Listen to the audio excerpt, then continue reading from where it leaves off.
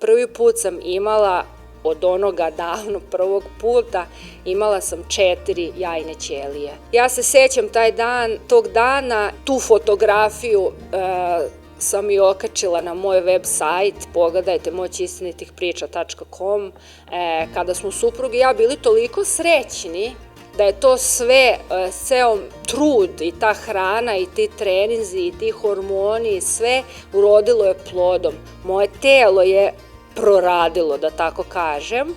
Najsrećniji dan u životu, sledeće jutro me zove embriolog i kaže mi da nijedna od 4 jajne ćelije nije preživela, bile su prerano izvađene.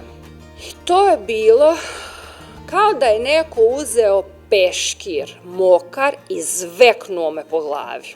To je tako bilo.